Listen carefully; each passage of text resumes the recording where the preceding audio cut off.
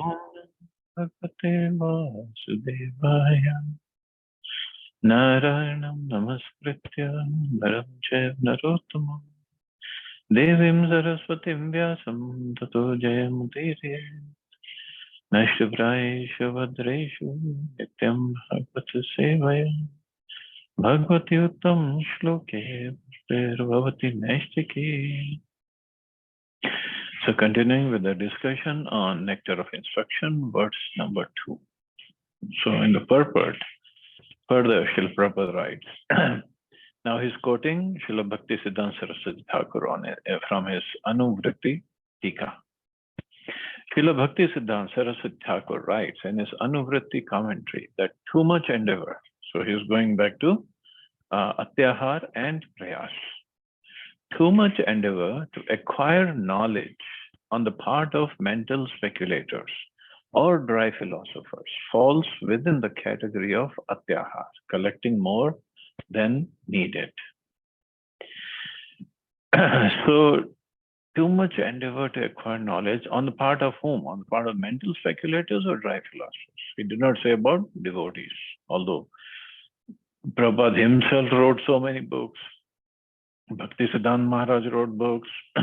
Six Goswamis wrote so many books. But that doesn't come under Atyahar for them. Also, it might be considered as Atyahar for us if we want to gather too much knowledge. Well, there are many devotees who are very, very well advanced and very scholarly. But if we start reading too many books, we can get confused. It might happen. It varies from person to person. And also, Atyahar, for an elephant, he eats whatever he eats every day. That's not Atyahar for him. But if somebody like us wants to eat just like an elephant does, so it is definitely Atyahar, extra. So it varies from person to person also. So here, it's not, Srila Bhakti Siddhanta Saraswati Thakur is not saying for every person what is Atyahar. Then we have to see how much we can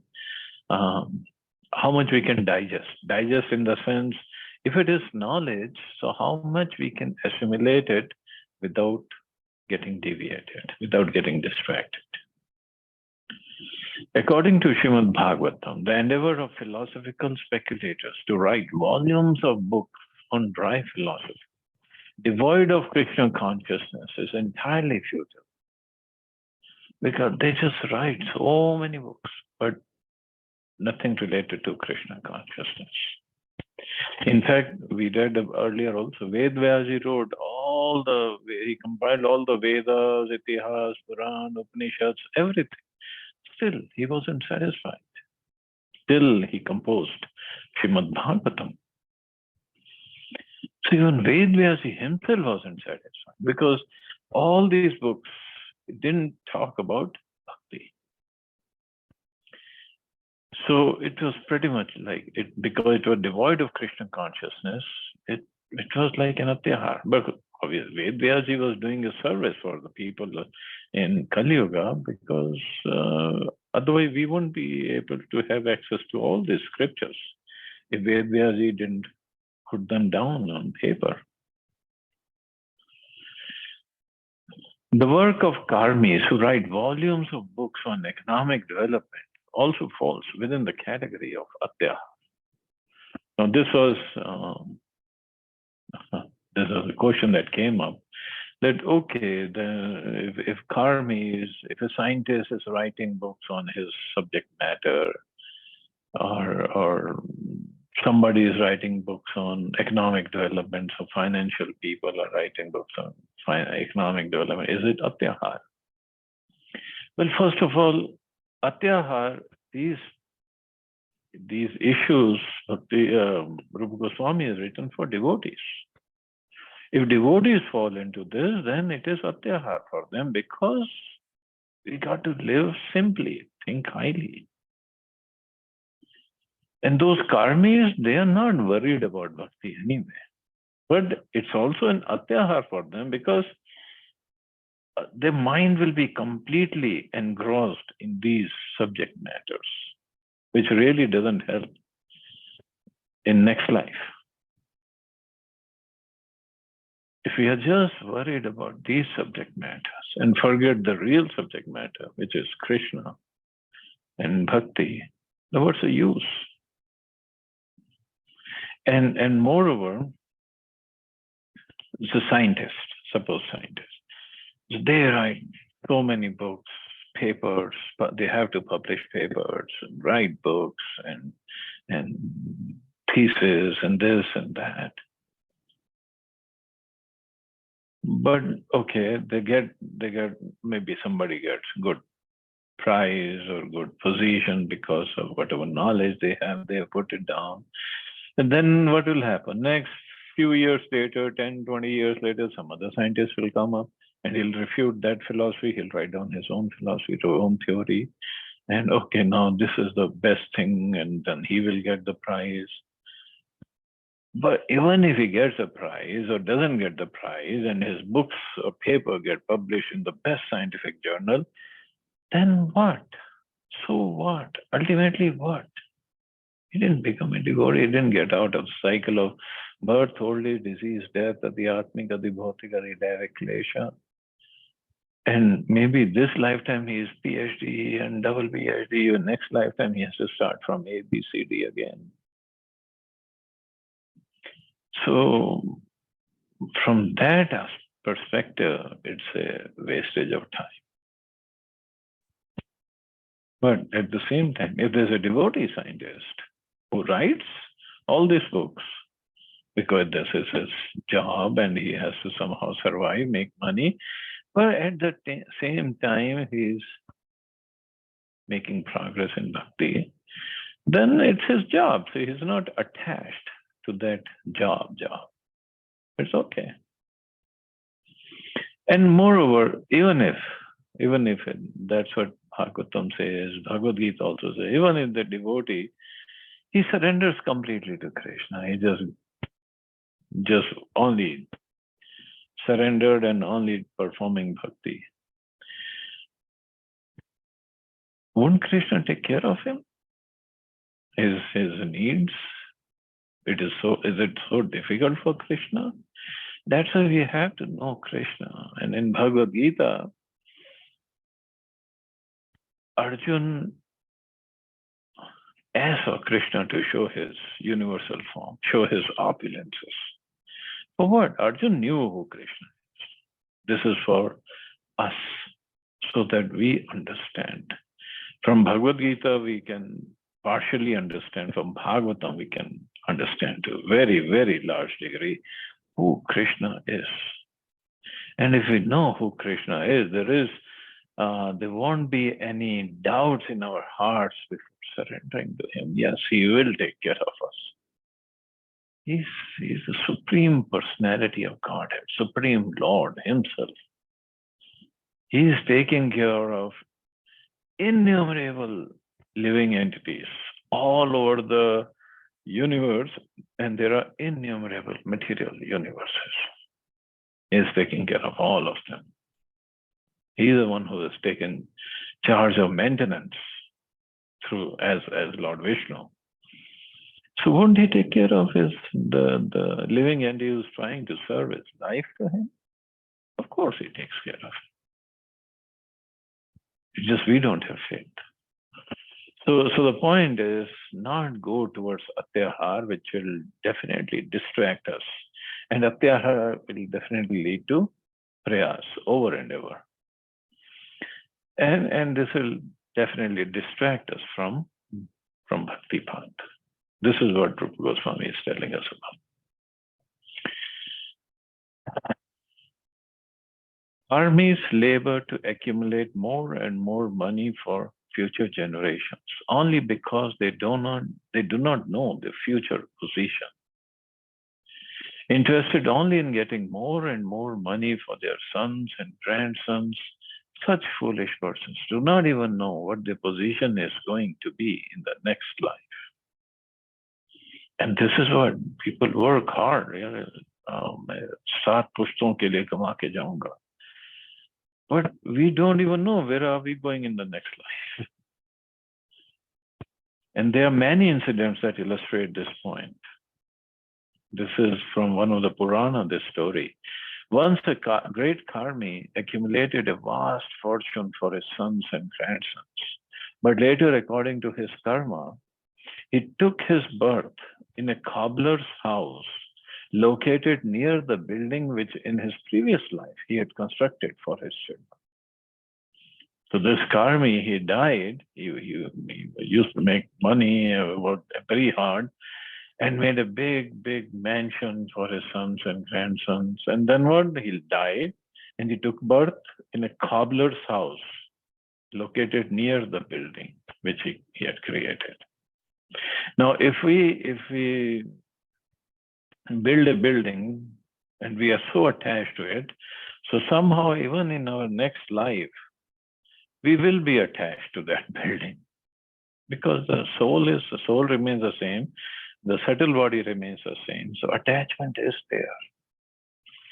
And it so happened that when this very cobbler came to his former house, his former sons and grandsons beat him up with shoes because they thought he has come here to steal something.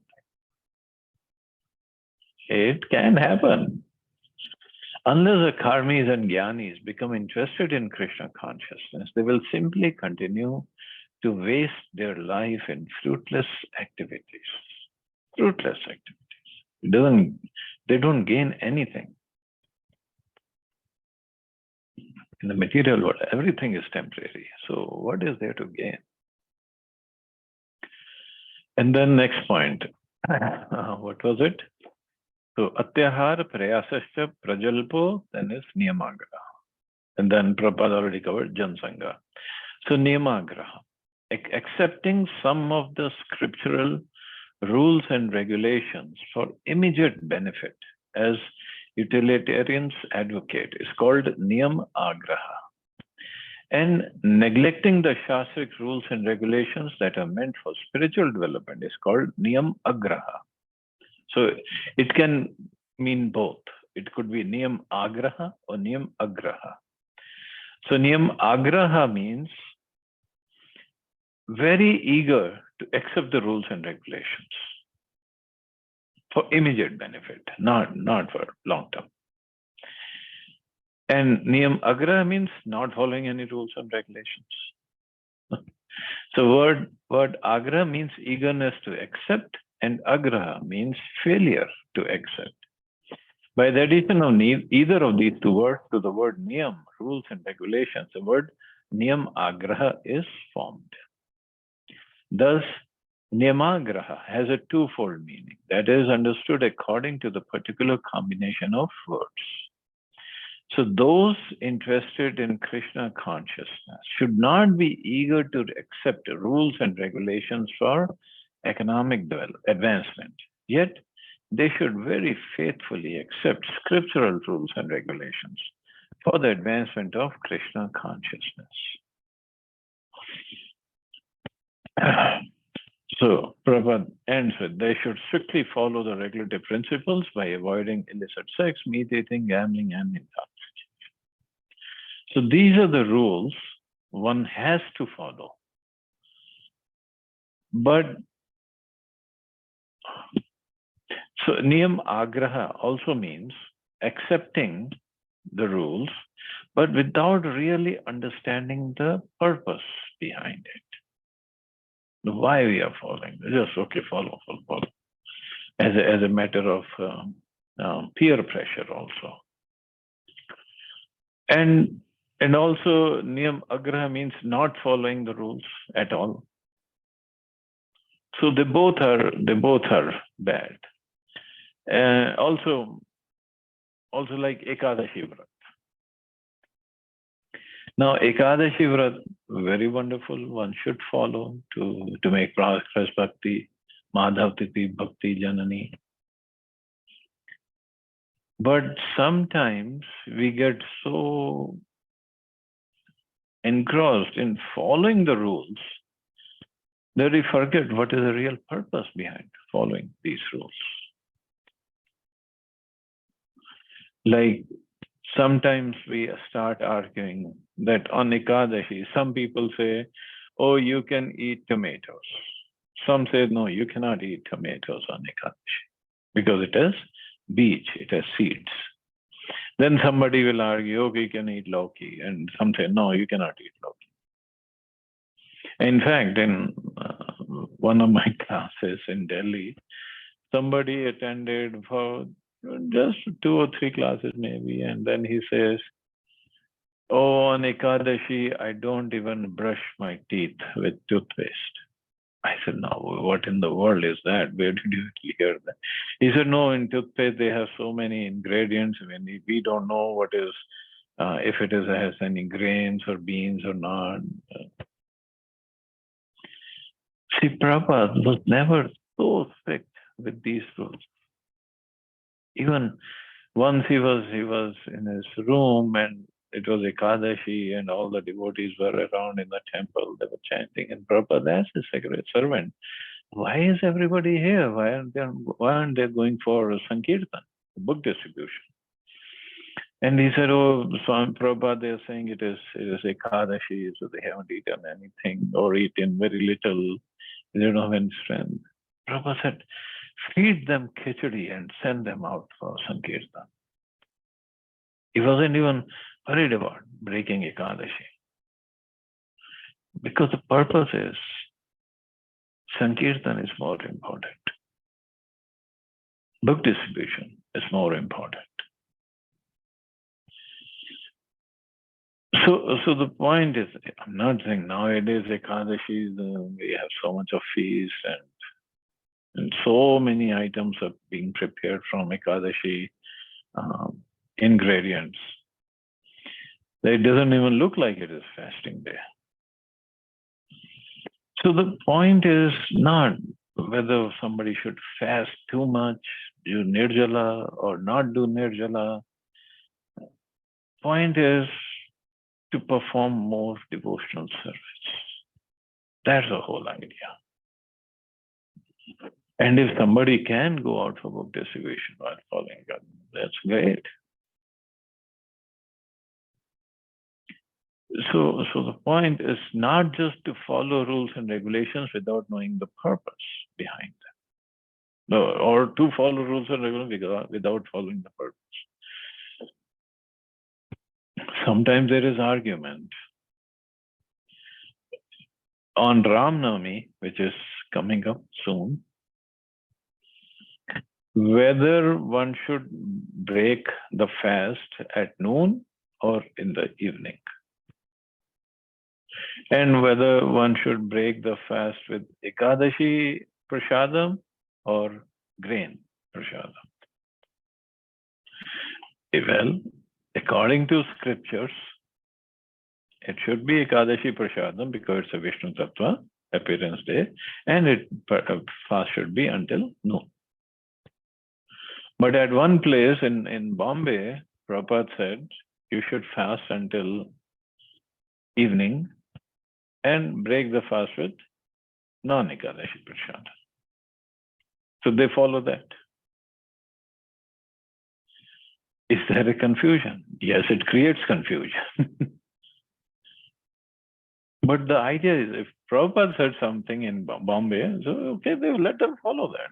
But if scriptures say otherwise, the rest of everybody follows that. So the confusion is even within ISKCON, there could be confusion.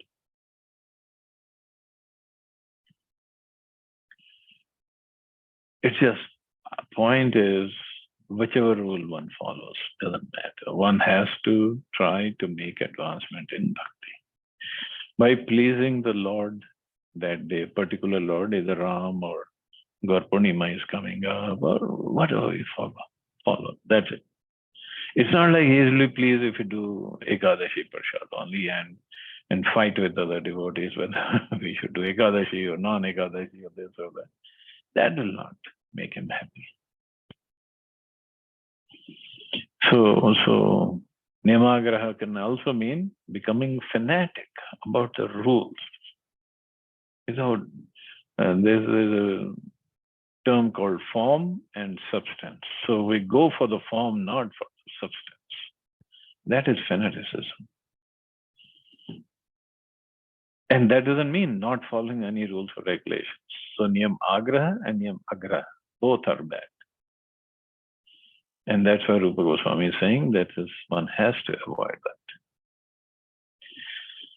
So again, Bhakti Siddhanta Maharaj's commentary is going on. So that again comes back to Jansangha.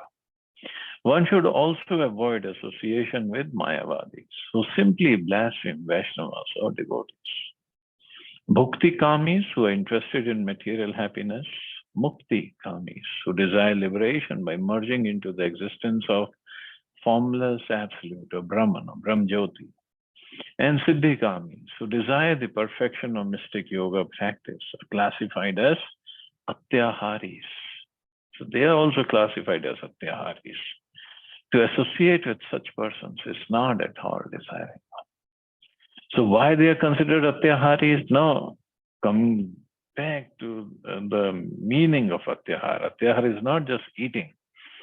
It's just to gratify our senses more than what is required. And all these three, Bhakti Kamis means those who want to enjoy this material world, Mukti Kamis, those who want liberation, and Siddhi Kamis, because none of these are interested in serving Krishna, in pleasing Krishna. So they all are categorized in as Atyaharis. So Atyahar is not just about eating.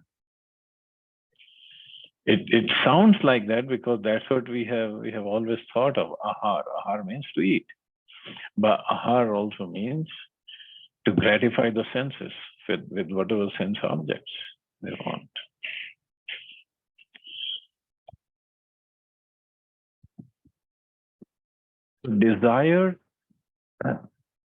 Desires to expand the mind by perfecting mystic yoga, merging into the existence of Brahman, or attaining whimsical material prosperity are all included within the category of greed. So that's also lolyam. Last one was lolyam. So anything that has nothing to do with Krishna and only a thing to do with us, it's all lolyam. All attempts to acquire such material benefits or so-called spiritual advancement are impediments on the path of Krishna consciousness. So one has to avoid them altogether. Greed or lolyam could be for anything material, but here Srila Bhakti Siddhanta Saraswati Thakur is saying anything that has nothing to do with Krishna comes under lolyam.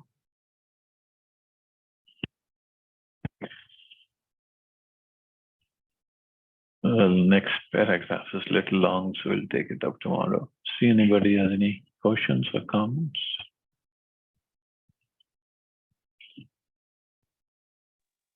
Hare Krishna, Prabhuji. Hare Krishna. Prabhuji, while you were discussing Ekadashi thing, a lot of people eat tomatoes, some do not eat tomatoes. It recalled me something at home, we had a discussion few weeks back when there was past Ekadashi was there, just gone. And my father mother took that, they have taken this tomato chutney with sweet potato. But I refused because I saw somewhere that tomatoes are not part of it.